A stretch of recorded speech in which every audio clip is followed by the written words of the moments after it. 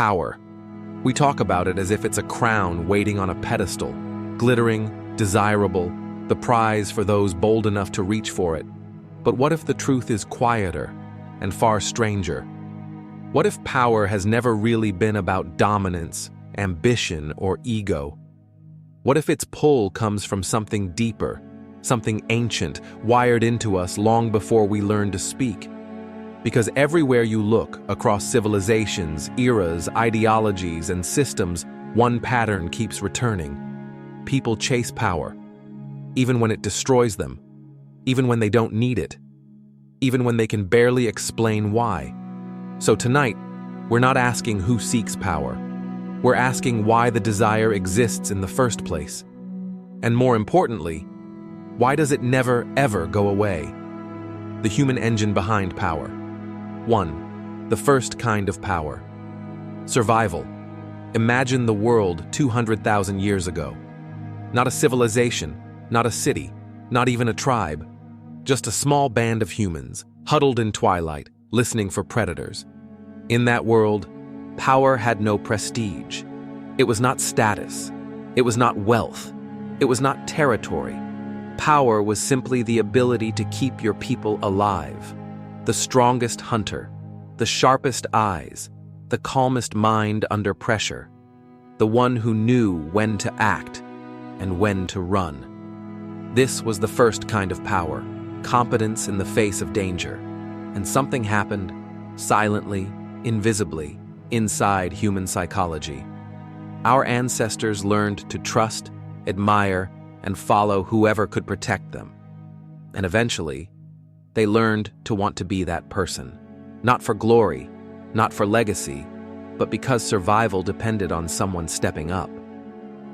Power, at the beginning, was not self-serving. It was a responsibility, and that responsibility left a blueprint in us. 2. The second kind of power, control over uncertainty. Move forward thousands of years. Villages form. Agriculture stabilizes, life becomes less about predators and more about unpredictability. Floods, disease, starvation, conflict. The world became larger, but not safer. And humans learned something. If you could control uncertainty, people would follow you.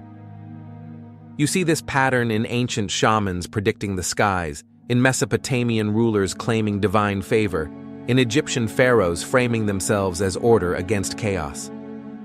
Power shifted. It was no longer just about competence. It became about certainty, something humans crave almost as much as food.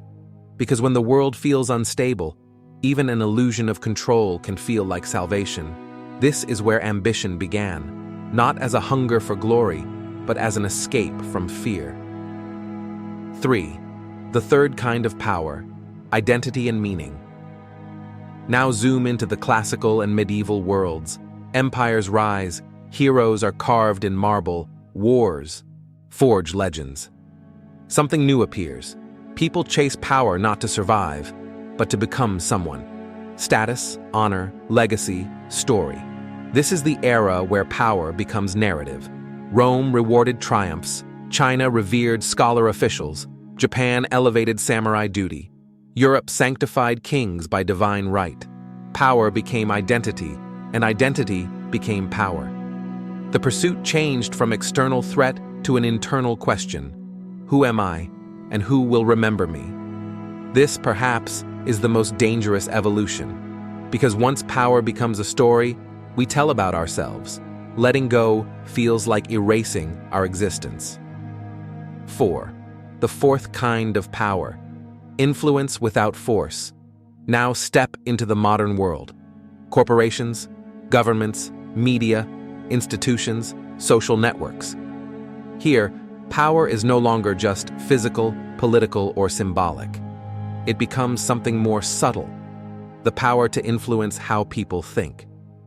This kind of power is quieter, the power of persuasion, narrative, framing, attention. It's the CEO who shifts an industry, the activist who shifts public consciousness, the creator who shifts culture, the leader who shifts morale.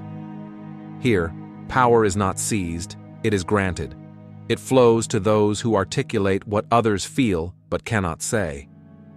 And so the pursuit evolves again. Humans seek power because it lets them reshape the world outside to match the world inside. 5. The fifth kind of power, the illusion of control over ourselves. This is where the story reaches us, right now. In an age where we have more comfort, safety, wealth, and access than any civilization in history, the desire for power still grows. Why? Because beneath every pursuit, career, achievement, reputation, social validation, something deeper pulses. We don't crave power over others. We crave power over our own uncertainty. We want control over anxiety, over fear, over inadequacy, over the feeling that life is slipping faster than we can hold it. Power is the lighthouse against the storm, even when that lighthouse is built on sand. This is the quiet truth. We chase power because we're afraid of powerlessness. 6. The cycle. No one escapes history shows a strange loop. Those who gain power often become trapped by it. Those who lack power often romanticize it. Those who lose power often fear its absence more than anything. It doesn't matter if you are a king, a politician, a general, a founder, a parent, a creator, a student, a citizen. The pattern remains. We want enough power to feel safe, but not so much that we become its prisoner. Yet we rarely notice the moment when the pursuit crosses the line, when power stops being a tool and becomes an identity. And once that identity forms, it becomes almost impossible to let go. What are we really afraid of? Here's the real question beneath all the layers. Why does the human mind prefer power to peace? Why do we keep reaching for more, even when we have enough? And why do we fear powerlessness more than we fear anything else?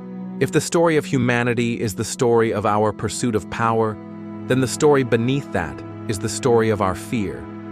The fear of uncertainty, the fear of invisibility, the fear of insignificance, the fear of loss.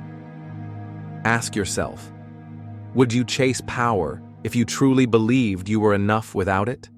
Would you chase power if your worth wasn't tied to achievement? Would you chase power if you didn't fear being forgotten? Or does the pursuit hide something deeper? A search for reassurance, a search for stability, a search for meaning. Because when you strip everything away, the pursuit of power is rarely about domination. It's almost always about self-preservation of identity. And that raises the most uncomfortable truth. We chase power not because we want more of the world, but because we fear we are not enough for it. The real power we're missing. So now we return to the beginning. If power's pull isn't ambition, if it isn't dominance, if it isn't ego, then what is it? Maybe power is a mirror, reflecting what we lack, reflecting the fears we don't name, reflecting the story we are terrified to rewrite. But what if there's another kind of power? One we rarely talk about because it doesn't fit into our modern mythology. Not power over others, not power over fate, not power over uncertainty, but power over the self. The power to stay grounded when recognized, stay steady when doubted, stay humble when praised, stay principled when tempted, stay human when pressured.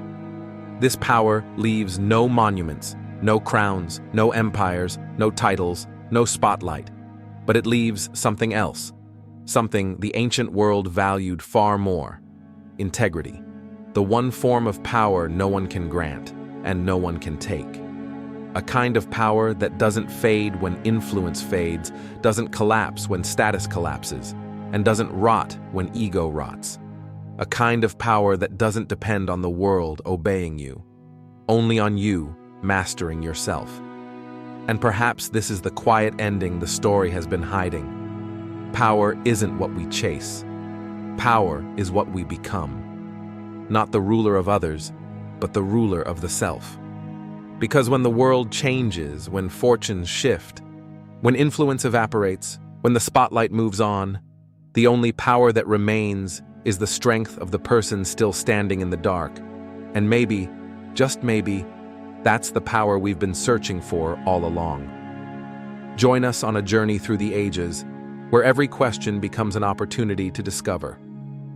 Subscribe Timeless Questions channel now and start exploring life's greatest questions with us.